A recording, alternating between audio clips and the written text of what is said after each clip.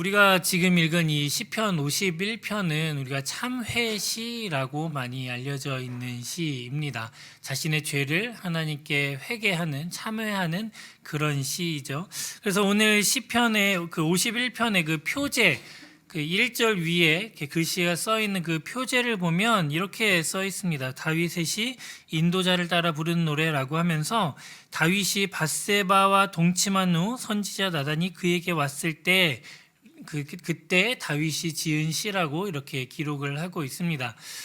기억하실지 모르겠지만 제가 한 2달 전에 딱 3월 딱 2달 전에 이 수요 예배 설교를 했는데 그때가 사무엘하 12장이었습니다. 공교롭게도 오늘 딱 이 시편 51편을 또 함께 설교를 하게 됐는데 사무엘하 12장이 무슨 내용이었죠? 바로 나단 선지자가 다윗에게 왔을 때 다윗이 하나님 앞에 엎드리며 회개하는 그 내용이 그려져 있는 내용이었습니다. 근데 오늘 이 시편은 그때 다윗이 지은 시라고 오늘 제목이 붙여져 있습니다. 이 시편 51편은 이 참회 시편들 중에서 가장 훌륭한, 가장 뛰어난 것으로 평가를 받고 있습니다. 회개하는 죄인이 무엇을 마음에 두고 생각하고 소원을 해야 하는지, 또 우리가 어떻게 회개해야 하는지를 아주 생생하게 전해주고 있기 때문에 이 시편 51편을 참회시 중에 가장 뛰어난 것으로 그렇게 평가를 합니다. 그래서 그 루터는 이 시편 51편을 두고 이렇게 이야기를 했습니다. 여기에서 우리는 진정한 회개의 교리를 발견한다, 이렇게 이야기를 하고 있습니다. 이 시편 51편을 통해서 우리가 또 주님 앞에 어떻게 회개해야 하는지 함께 하나님의 말씀을 깨닫고 또 하나님께 무릎 꿇는 그런 시간이 되었으면 좋겠습니다. 오늘 우리는 이 회개하는 자의 태도로 하나님 앞에, 은혜의 보좌 앞에 나아가서 우리의 죄를 고백하고 또 하나님의 은혜를 또 구하는 그런 시간이 되시기를 바랍니다.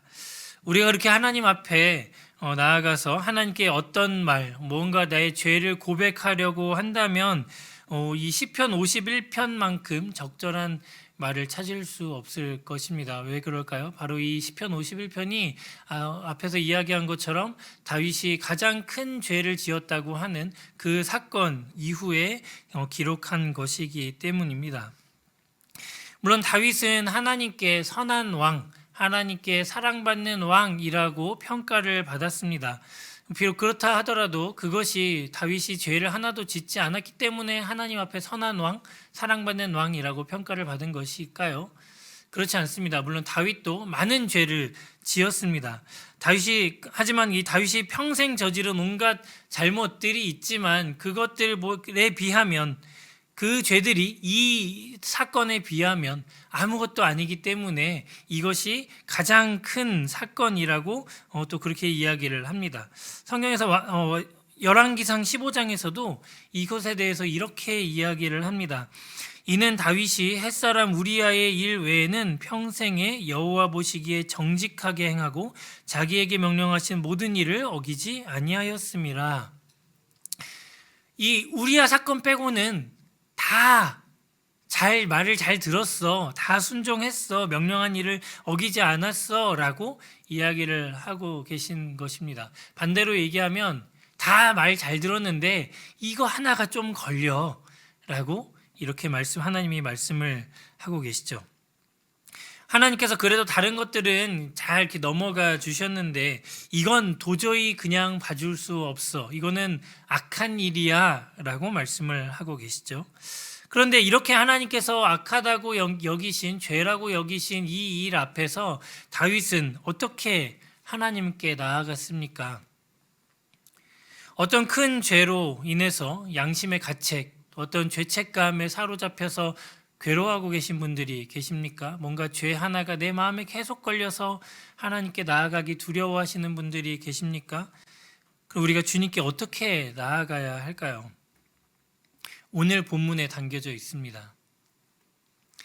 우리는 중보자이신 예수 그리스도를 믿음으로 또 믿고 의지하는 가운데 이 시편 51편을 놓고 반복해서 회개하고 또 기도해야 할 것입니다. 물론 우리가 간음을 하거나 살인을 하거나 그런 엄청난 죄를 짓지는 않았지만 비록 그렇다 하더라도 우리는 이 시편을 노래하면서 이 시편을 놓고 계속 기도하면서 여기에 나오는 이 내용들이 나 자신의 내용으로 받아들이고 그렇게 하나님께 회개하고 기도해야 할 것입니다. 우리가 그렇게 우리의 죄악됨을 진실로 고백하고 또 하나님 앞에 나아간다면 우리는 그리스도로 말미암아서 죄 사함을 받는 긍휼하심과 또 때를 따라 돕는 은혜를 발견하게 될 줄로 믿습니다. 이 시간이 바로 그런 시간이 되시기를 바랍니다.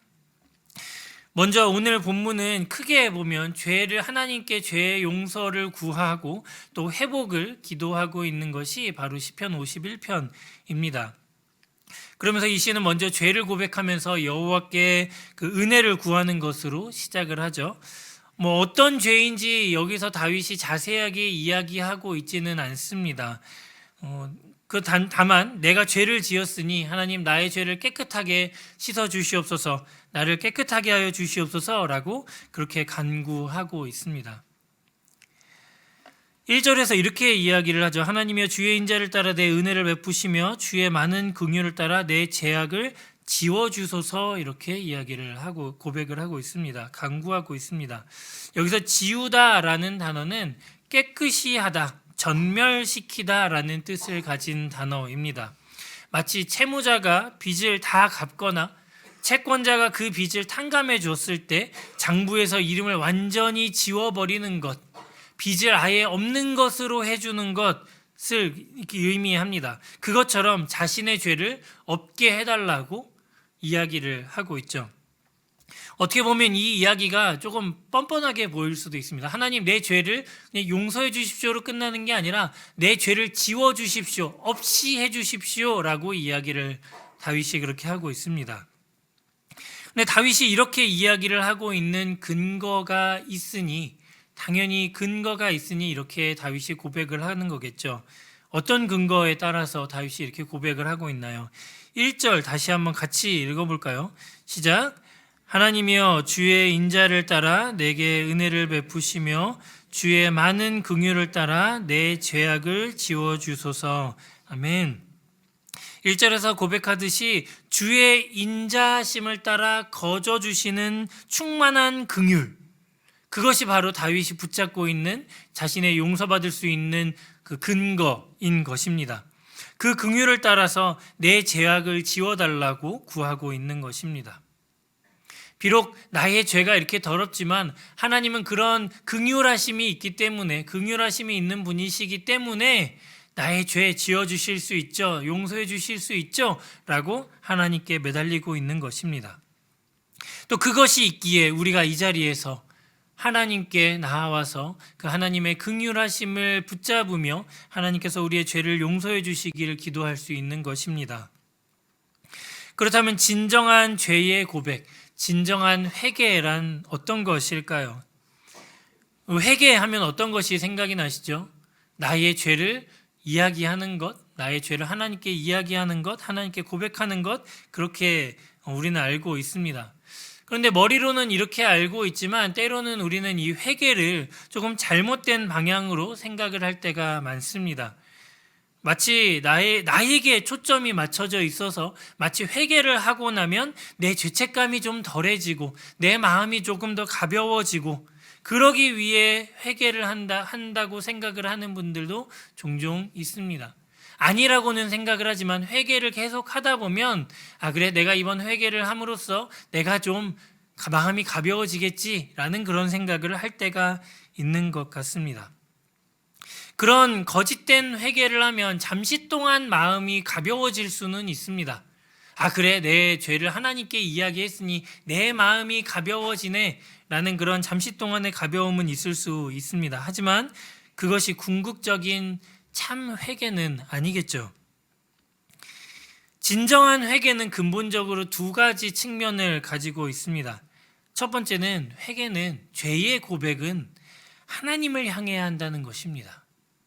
또 하나님의 심판만이 의롭다는 것을 받아들이며 깨끗하게 하고 용서하는 하나님의 능력을 받아들이는 것이 바로 회개입니다. 모든 초점이 하나님께 맞춰져 있는 것입니다. 다윗이 1절에서 고백한 것처럼 주의 긍휼만을 믿고 바라는 것, 하나님만을 바라보는 것이 진정한 회개입니다. 오늘 이 시를 지으면서 다윗은 이 회개 기도를 하면서 다윗은 내가 어떻게 그럴 수가 있지? 내가 왜 그런 죄를 지었지? 나 원래 그런 사람 아닌데? 나 아닌데? 라고 나에게 초점을 맞추지 않았습니다. 하나님께 초점을 맞추고 있습니다.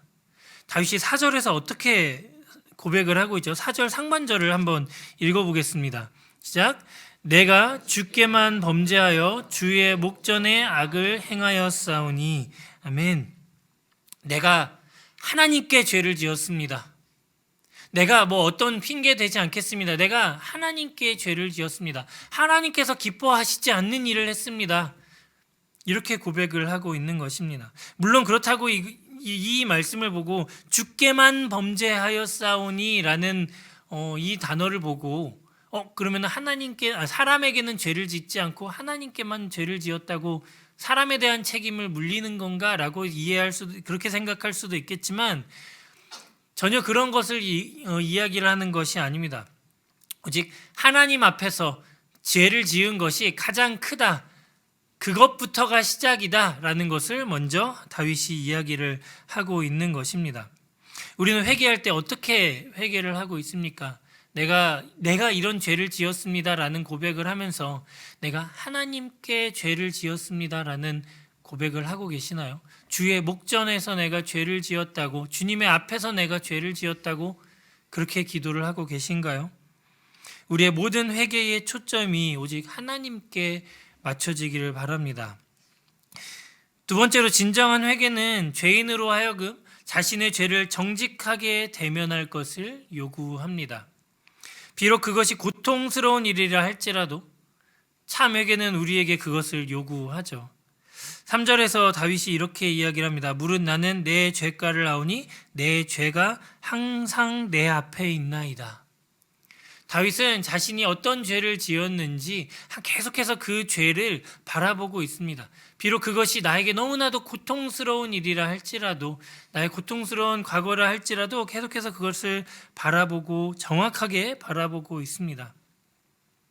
다윗은 아마 이 일이 있은 후에 밧세바를 범한 후에 그 궁정의 옥상을 걸을 때마다 다윗을 바라봤던 그 불행한 날을 떠올렸을 것입니다. 그리고 잠자리에 누울 때마다 밧세바와 동침했던 그 부정한 침상을 계속해서 떠올렸을 것입니다. 그 모든 순간에 그의 앞에 있는 죄가 그의 원수가 되어서 계속해서 그를 고발하는 것을 다윗은 보았을 것입니다. 너무나도 고통스러웠겠죠. 계속해서 그를 괴롭혔을 것입니다. 하지만 다윗은 이렇게 자신의 죄를 정확하게 보고 있었기 때문에 그냥 덮어두고 못 본 척하고 있는 것이 아니라 자신의 죄를 정확하게 보고 있었기 때문에 나단 선지자가 자신에게 와서 당신이 바로 그 사람입니다 라고 이야기를 했을 때 바로 엎드려 맞습니다. 내가 범죄하였습니다 라고 고백할 수 있었던 것입니다. 내 행위가 죄라는 것을 진심으로 깨닫고 있었던 것입니다. 내가 했던 것이 그냥 나쁜 일 정도가 아니라 하나님 앞에 지은 죄라는 것을 진심으로 깨달았던 것입니다. 그리고 또한 그 죄가 결코 자신의 어떠한 노력으로도 깨끗해질 수 없다는 사실을 알고 있어서 주님의 이름을, 주님의 긍휼하심을 구하고 있는 것이죠. 이처럼 회개는 일시적인 감정의 변화 그 이상의 것이 필요한 것입니다. 그냥 잠깐 괴로워하는 것으로 끝나면 안 되죠. 기도하다 보면 내 죄를 바라보면서 좀 괴로워할 수도 있습니다. 하지만 그것이 감정으로만 끝나면 안 된다는 것입니다. 다윗의 이러한 고백은 자신의 죄의 실상을 알고 충격을 받아서 자신의 책임을 인식하고 내가 어떤 죄를 지었는지 인식하고 하나님께 어떤 죄를 지었는지 인식하고 자신이 지은 일들을 있는 그대로 바라보게 된 그 사람의 분명한 지각이 바로 이 다윗에게 있는 것입니다. 이런 회개야말로 하나님께서 기뻐하시는, 하나님께서 받으실 만한 회개의 핵심인 것입니다. 이제 다윗은 4절 하반절에서 이렇게 고백을 합니다. 함께 읽어볼까요? 시작. 주께서 말씀하실 때에 의로우시다 하고 주께서 심판하실 때에 순전하시다 하리이다. 아멘. 내가 하나님께 죄를 지었기 때문에 하나님 목전에서 죄를 지었기 때문에 주님께서 뭐라고 말씀을 하시든 하나님은 의로우신 분이고 하나님께서 어떻게 심판하시든 순전하시다라고 고백하고 있는 것입니다. 주님이 그에 대해서 어떤 판결을 내리시든 그 판결은 옳습니다. 어떤 벌을 내리시든 주님의 결정은 정당한 판결입니다. 라고 인정하고 있는 것입니다. 이것이 나의 죄를 참으로 인정을 하고 주의 긍휼을 참으로 바라봤을 때 가능한 고백이겠죠. 다윗은 자기가 저지른 죄에 대해서 책임을 통감하면서 어떠한 벌이라도 받겠다면서 주의 판결에 자신을 온전히 맡기고 있습니다. 아마도 성경이 그를 하나님의 마음에 합한 자라고 평가하는 이유가 이처럼 자신의 행실에 대해서 전적으로 책임을 지고 하나님의 판결에 자신을 맡기는 그 겸손함 때문일 것입니다. 그리고 한 가지 또 주목해야 할 것은 다윗은 자신의 죄에 대해서 어떠한 변명도 핑계도 되지 않고 있습니다. 근데 우리는 죄를 지으면 어떤 반응을 보입니까? 죄를 지었을 때, 회개할 때, 아니면 누군가에게 사과를 할 때 어떻게 반응을 보이죠? 나 원래 그런 사람 아닌데 이번에 실수했어. 나 원래 그렇게 나쁜 사람 아닌데 이번에 내가 뭐 씌웠나 봐. 나 원래 그런 사람 아닌데. 자꾸 자기를 합리화하고 나를 원래는 착한 사람이었다라고 이야기를 하죠. 나 그런 사람 아닌데 이 상황이 나를 그렇게 만들었어. 자꾸 핑계를 댑니다. 하지만 다윗은 그런 핑계로 자신을 덮으려고 하지 않았습니다. 자신의 악함, 부패함을 그대로 드러내고 고백하고 있습니다. 한번 여러분이 5절의 말씀을 읽어볼까요? 5절 시작. 내가 죄악 중에 출생하였으며 어머니가 죄 중에서 나를 잉태하였나이다. 나는 본성이 약한 사람입니다. 라고 고백하고 있는 것입니다. 나는 본성이 약하기 때문에 매번 죄를 짓고 살아가는 연약한 존재입니다. 그런데 이 고백이 결국 나는 이것밖에 안 돼로 끝나는 고백은 결코 아니죠. 맞아, 나 나쁜 사람이야. 나는 악한 사람이야. 그러니까 나는 결국 안 돼. 이렇게 회의주의로 가는 그런 고백으로 끝나는 그런 고백은 결코 아닙니다. 이어서 다윗은 6절에서 반전을 일으키며 고백을 하고 있습니다. 6절에서 보소서라고 시작을 하면서 주께서는 나의 중심이 진실함을 아시오니 나의 지혜를 은밀히 가르치시리이다 라고 이렇게 이야기를 하고 있습니다. 하나님이 원하시는 것은 우리 중심이 진실한 것이라고 이야기를 하면서 5절과 말씀을 반대조시키고 있죠. 그러면서 자신의 악한 본성을 극대화시키면서 하나님은 진실하신 분이다. 그리고 진실한 것을 원하시는 분이다. 라는 것을 극명하게 드러내고 있습니다. 제가 목요일마다 지금 복음에 관해서 신앙 강좌를 하고 있는데 이것이 바로 우리가 신앙생활을 하면 할수록 믿음이 자라면 자랄수록 느껴야 하는 과정인 것입니다. 우리가 나에 대해서 알아가면 알아갈수록 나의 죄에 대해서 깊이 깨닫고 나는 더 큰 죄인, 더 바닥으로 내려가는 죄인임을 고백한다면 그와 동시에 우리는 어떤 것이 있어야 하냐면 바로 하나님께서 원하시는 것은 진실함입니다. 하나님은 진실한 분이십니다. 하나님은 능력이 있는 분입니다. 온전한 분이십니다를 계속해서 느끼는 것입니다. 근데 신앙이 자라갈수록, 믿음이 자랄수록 이 차이는 어떻게 되죠? 계속해서 벌어지게 되어 있습니다. 나의 죄를 매 순간 깨닫고 하나님의 위대하심을 매 순간 깨닫죠. 이렇게 여기서 끝나면 하나님과 나는 결코 가까워질 수 없는 사이처럼 그렇게 느껴집니다. 하지만 그 사이를 메울 수 있는 유일한 것이 있습니다. 바로 십자가의 능력입니다. 그 십자가가 있기 때문에 우리는 하나님께 나아갈 수 있습니다. 라고 우리는 고백할 수가 있는 것입니다. 주께서는 우리의 중심이 진실함을 원하십니다라고 다윗이 고백을 하고 있는데, 그것은 내가 지금 비록 진실하지 못하지만 결국은 진실해지기 원합니다라는 고백을 하고 있는 것입니다. 그런데 그것이 어떻게 가능한지 이제 뒤에서 이야기를 하고 있죠.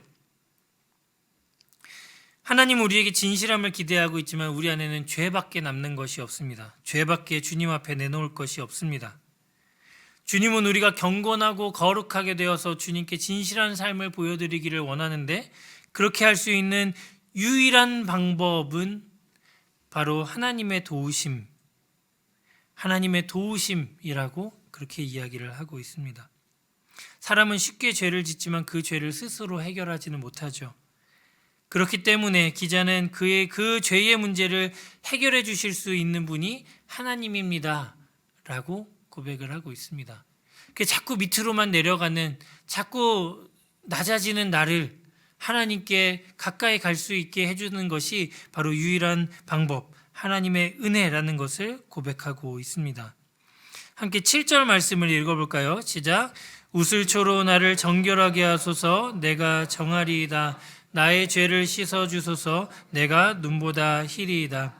이 표현은 우슬초 다발에 물이나 피를 묻혀서 이렇게 뿌림으로써 문둥병자나 시체에 닿아서 부정하게 된 자들을 정결하게 하는 그 정결 의식에서 사용했던 방법입니다. 그렇게 함으로써 부정함으로부터 그들이 받았던 제약, 그것으로부터 풀어주는 의식을 암시하고 있습니다. 부정한 자들은 이 의식을 통해서 그 전에 가졌던 그 특권들, 내가 죄를 짓기 전에 가졌던 특권들, 부정해지기 전에 가졌던 특권들을 회복하는 것을 확신할 수가 있었습니다. 마치 그것처럼 이 다윗은 그 우슬초로 나를 씻어주소서라고 이야기를 하면서 그 행위로 나를 정결하게 해달라고 고백을 하고 있습니다. 다윗이 이렇게 고백을 하고 있는데 우리는 어떻게 기도를 해야 할까요? 우리도 우슬초에 물을 묻혀서 피를 묻혀서 뿌려야 할까요? 그렇지 않습니다. 그리스도의 피로 인해 내가 다시 주의 은총을 회복하여 주의 교통과 특권을 회복하는 것을 확신하게 하소서라고 기도해야 할 것입니다.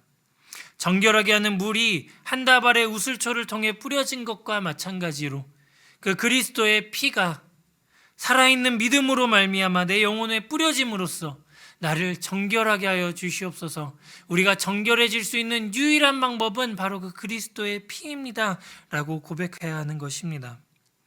우리를 하나님과의 교통으로부터 차단시키는, 하나님과의 교제로부터 우리를 차단시키는 죄책과 또 하나님에 대한 두려움과 또 죽은 행실로부터 우리를 끊고 우리를 정결하게 할 수 있는 것은 그리스도의 피라는 것을 믿으시기 바랍니다. 이렇게 기도하고 있는 다윗이 가장 두려워하는 것이 무엇이었을까요? 사람들의 손가락질이었을까요? 내 마음에 계속 걸려있는 죄책감이었을까요? 그렇지 않습니다. 다윗이 가장 두려워하는 것은 하나님 앞에서 쫓겨나는 것이었습니다. 성령을 그에게서 거두어 가시는 것이었습니다. 하나님께서 우리에게서 성령을 거두어 가시면 우리는 어떻게 될까요? 제가 좀 적절한 단어를 좀 찾아보려고, 적절한 표현을 좀 찾아보려고 좀 있어 보이는 말로 이거 좀 이렇게 표현을 해보려고 했는데 도저히 그 표현이 생각나지가 않았습니다. 그래서 이렇게 적었습니다. 망한다. 맞습니다. 하나님께서 우리에게서 성령을 거두어 가시면 우리는 망합니다. 사울의 예를 우리는 보지 않았습니까? 사울이 바로 이런 서글픈 사례였습니다. 하나님의 영이, 여호와의 영이 사울을 떠났을 때 그는 얼마나 죄악되고 비참한 자가 되었습니까? 그의 마지막이 얼마나 비참했습니까? 다윗은 그것을 알고 있었기 때문에 하나님께 이렇게 간절히 구하고 있는 것입니다. 하나님, 나를 떠나지 말아 주십시오. 성령을 나에게서 거두어 가지 말아 주십시오. 저는 이 본문을 읽으면서 좀 상상을 해봤습니다. 하나님께서 나를 떠나신다면 내가 어떨까? 하나님께서 나에게서 성령을 거두어 가신다면 그 끝이 얼마나 비참할까? 한번 생각을 해봤습니다. 근데 말할 수 없는 두려움과 고통이 제 안에 찾아오기 시작을 했습니다. 그것만큼 비참한 인생은 없겠죠. 그렇기 때문에 다윗은 그 깨끗해진 그의 마음을 영원히 간직하기를 원하고 있습니다. 영원히 하나님께서 나와 함께 하시기를 기도하고 있습니다. 죄 사함만 받는 것으로 끝나는 것이 아니라 내 안에 정한 마음을 창조하시고 정직한 영, 그 정직한 게 솔직한 것이 아니라 바르고 곧은 영이겠죠. 견고하고 굳건한 영을 새롭게 해달라고 간구하고 있습니다. 내 안에는 나를 정하게 할 수 있는 것이 아무것도 없으니 하나님께서 친히 그 정한 마음을 창조해달라고 기도하고 있습니다. 우리는 대부분 이 상황을 바꿔달라고 기도하죠. 하나님, 내가 이 죄를 짓지 않을 수 있는 이 상황을 만들어 주십시오. 내가 여기서 벗어나게 해 주십시오. 하지만 다윗은 나를 바꿔달라고 기도하고 있습니다. 내 안에 정직한 영을 새롭게 하여 주시옵소서. 그래서 여기 창조라는 단어가 눈에 띄어서 찾아보니까 이 창조는 창세기 1장에서 하나님께서 이 세상을 창조하실 때 쓰였던 그 창조, 그 단어와 같은 단어였습니다. 아무것도 없는 공허함에서 생명을 주신 그 창조였습니다. 그리고 재미있는 것은 구약에서 이 창조라는 단어의 주어는 오직 하나님이셨습니다. 구약 성경에서 창조라는 단어는 오직 하나님에게만 사용되는 단어였습니다.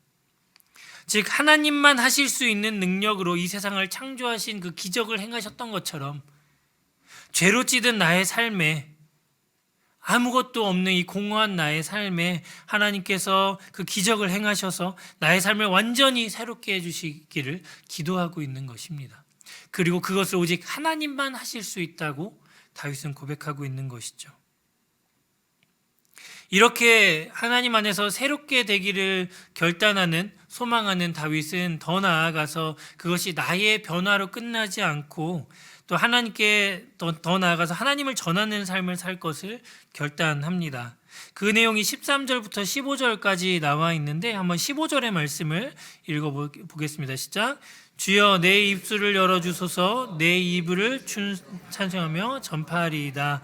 아멘. 이 13절부터 15절에서 다윗은 그가 자기 혀와 입술과 입을 동원해서 하나님을 찬양하며 전할 것입니다 라고 선언하고 있습니다. 이처럼 내 안에 회복이 일어난다면 그것은 자연스럽게 하나님을 전하는 사역으로 귀결이 되게 되어 있습니다. 하나님의 은혜를 경험한 예배자의 삶은 어떻게 나아가야 할까요? 바로 하나님의 길을 가르치는 데에, 하나님의 길을 전하는 데에 헌신해야 합니다. 다윗은 하나님이 전파될 때 죄인들이 주께 돌아올 것이라는 확신이 있었습니다. 그 확신의 근거는 어디였죠? 나를 살리신 복음을 직접 경험했기 때문이죠. 복음을 경험하셨죠? 나를 살리시는 그 복음을 경험하셨습니까? 전하십시오. 내 안에서만 그치지 마시고 그것을 전하는 삶을 사시기를 바랍니다. 우리가 회개할 수 있는 이유는 무엇입니까? 오늘 본문을 두 문장으로 정리하면 딱 이겁니다. 주님은 의로우십니다. 그리고 내가 주의 길을 가르치겠습니다. 이 시편 51편의 이 내용을 정리하면서 이 구조를 좀 단어대에 집중을 해서 구조를 좀 살펴봤는데 참 재미있는 구조로 되어 있습니다. 그 막 그림으로 보여드릴 수는 없어서 제가 간단하게 설명해 드리면 1절에 지우소서라는 단어가 나옵니다. 여러분 혹시 샌드위치, 햄버거 좋아하십니까? 갑자기? 네, 좋아하시죠? 그런데 그 햄버거나 샌드위치에 가장 맛있는 게 어디 들어가 있죠? 가장 가운데 들어가 있죠. 이 오늘 본문의 가장 가운데 뭐가 있는지, 핵심이 뭐가 있는지 한번 보면 좋은데요. 1절에 지우소서라는 단어가 나와 있습니다. 그러면서 9절에 지우소서라는 단어가 또 나오죠. 그리고 2절에 나를 씻으소서, 7절에도 나를 씻으소서, 또 3절에 내가 아나이다, 2절에 나를 정결하게 하소서, 내가 정결하겠나이다, 또 3절에 내가 아나이다, 내가 알게 하소서, 내가 죄를 지었나이다, 내가 죄악 중에 태어났사옵니다. 그러면서 그 가운데 들어가 있는 말이 뭔지 아십니까? 바로 4절입니다. 주님은 의로우십니다입니다. 이 모든 것을 깔때기처럼 이렇게 모이는 그곳이 바로 주님은 의로우십니다입니다. 하나님은 의로우시기 때문에 우리를 용서하실 수 있는 분이십니다. 하나님만 의로우시기 때문에 우리가 용서를 받을 수 있습니다. 우리가 비록 죄를 지었지만 다시 주님 앞에 설 수 있는 것은 주님이 의로우시기 때문입니다. 의로우신 주님이 우리를 사랑하시기 때문입니다. 우리의 죄를 깨끗하게 하시는 그리스도의 피의 능력을 믿어서 그 구원의 기쁨을 회복하고 하나님을 전하는 우리 모든 성도님들이 되시길 주님의 이름으로 축복합니다.